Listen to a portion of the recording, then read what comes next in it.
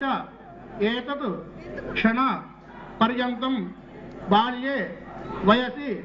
कौमार वार्धिकेषु अहसि प्रकाशे च आवृत्त अनावृत्त महा पातकानि समस्त दुरित क्षयार्थं दश पूर्वेषां दश अपरेषां मम वंशानां मम मातृः वंशानां सर्वेषां पितॄणां कुंभीपाक लोहित धामातप संघात काल सूत्रादि